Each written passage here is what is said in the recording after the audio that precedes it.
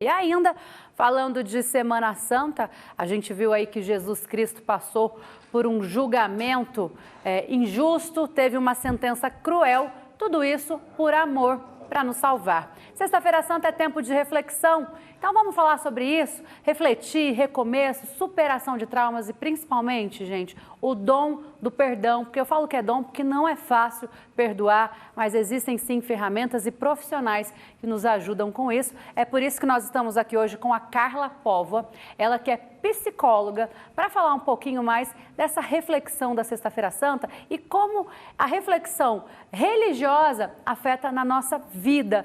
Seja muito bem-vinda, Carla. Bom dia para você. Bom dia, obrigada. Bom dia a todos os telespectadores também. Sexta-feira Santa, né? Muitos fiéis, principalmente os católicos, tem um tempo aí de quaresma, um tempo em que abrem mão, talvez de comer alguma coisa que gostam, fazem algum tipo de promessa. Isso eu estou falando dos católicos, mas de um modo geral, os cristãos, tempo de rever todas as nossas atitudes. Sim. Só que isso geralmente não é fácil, principalmente para quem tem uma mágoa, principalmente para quem tem alguma dor. De que forma a psicologia pode ajudar as pessoas nesse sentido? Semana Santa é um tempo de renascimento, né? E eu acho que essa própria palavra, o significado da palavra renascimento, né?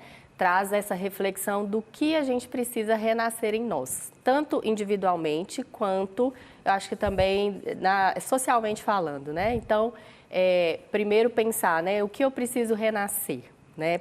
A tolerância, empatia, respeito, amor próprio, né? E aí entra o perdão. Eu costumo dizer que o perdão, ele é uma escolha, ele é uma decisão, né? Então, ela é uma escolha, por isso não é obrigatório, mas faz muito sentido para quem escolhe perdoar. E não necessariamente diante da situação. Porque a gente pensa muito no perdão em relação ao outro, né? Ah, então essa pessoa fez mal a mim e eu vou perdoá-lo. Mas na realidade é uma escolha que faz bem a você, né? Porque quando a gente perdoa alguém, a gente escolhe seguir em frente. Existem estudos que comprovem que a pessoa que guarda mágoa, que guarda raiva, que guarda rancor, isso faz mal para ela mesmo? Sim, existem estudos que traz muito bem, né, que explica muito bem esse fenômeno.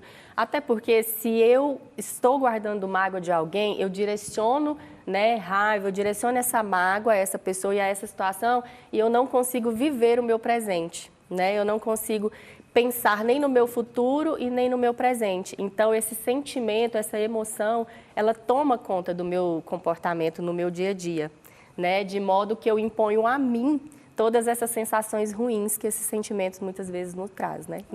Ô, Carla, na teoria é tudo muito bonito, é tudo muito lindo. Ah, eu fui magoada, eu vou perdoar, porque senão isso vai fazer mal para mim. Sim. Mas na prática, o caminho, ele é um pouco mais difícil. Sim. Muitas pessoas talvez não consigam realizar, ter esse perdão sozinhos. De que forma a psicologia pode ajudar? Muitas pessoas, né, a gente viu aí, vão para a igreja, fazem promessa, pedem para Deus, claro, tem que pedir, mas a psicologia está aqui para ser um a mais também. Sim, o exercício da fé, ele é um apoio, né, onde você vai trabalhar ali as questões a partir das suas crenças, né?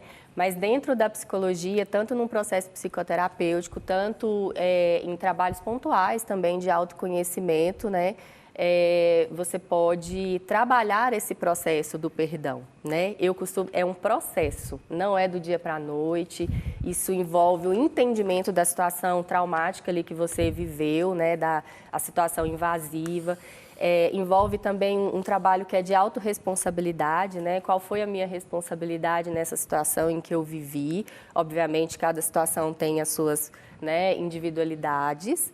E, novamente, eu digo, né, o perdão é uma escolha quando eu me sinto pronto para seguir em frente. Então, essa pessoa que me fez mal, independente se eu vou ter vínculo com ela ou não, porque não pressupõe, né, refazer vínculo nessa relação. Isso é muito importante. Às vezes a gente acha que a gente perdoou, a gente tem que ir lá falar para essa pessoa. E às vezes não. O perdão, ele é simplesmente uma escolha sua, particular. Ninguém precisa saber, essa outra pessoa não precisa saber se não fizer sentido para você, né? Então, é de fato uma escolha de um processo que você vai vivendo de autoconhecimento, né, do que aconteceu nessa situação, e é assim que a psicologia vai auxiliar. Existe algum estigma de que o perdão, ele é um benefício para a pessoa que foi perdoada e não um benefício para quem perdoa? Existe. Parece que você está concordando com a situação, né? Esse é o entendimento geral das pessoas. Aí eu vou perdoá-la, é como se eu estivesse concordando, é como se eu estivesse, né, de alguma forma compreendendo e como se eu dissesse para essa pessoa que isso não me afetou. E na realidade não é isso, né?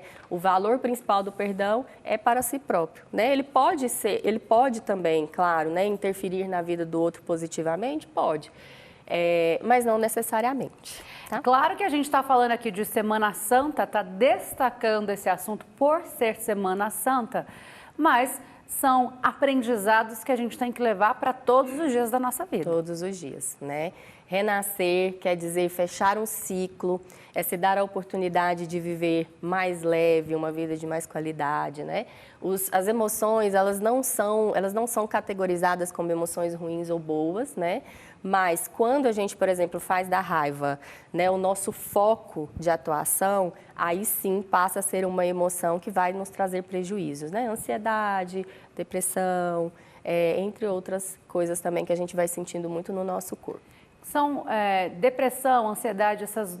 Posso classificar como doenças mentais? Sim, transtornos mentais. Transtornos mentais são o mal do século? O mal do século, com certeza. Cada dia mais crescendo, eu ouvi falar outro dia uma definição que eu achei muito interessante.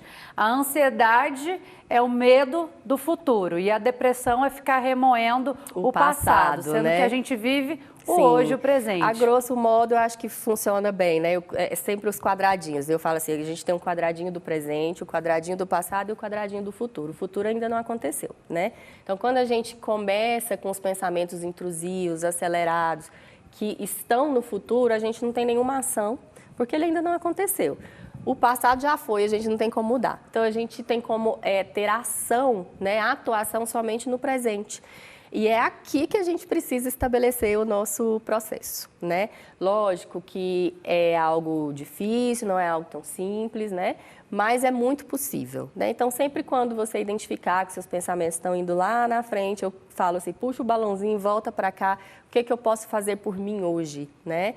Eu acho que é isso, a partir de cada situação, o que faz sentido para mim, o que significa para mim fechar esse ciclo em que eu vivo há tanto tempo, o que significa para mim não perder mais a minha energia com essa situação que ficou lá no passado e que eu não posso mais fazer nada. Né? Eu acho que, assim, são duas reflexões que já ajudam bastante quem aí está nessa data, né, fazendo esse processo de reflexão, espiritualmente falando e tanto emocionalmente também. E com certeza, gente, fechando os ciclos, você se amando, se respeitando, a sua qualidade de vida vai melhorar. Isso é um benefício para você. Entenda, você não está fazendo um benefício para o outro, você está fazendo um benefício para você mesmo. Isso. Carla Póvoa, ela que é psicóloga, esteve aqui hoje com a gente ao vivo na telinha da TV Brasil Central. Muito obrigada pela participação. Obrigada, foi um prazer. Uma feliz Páscoa para você. Feliz Páscoa a todos.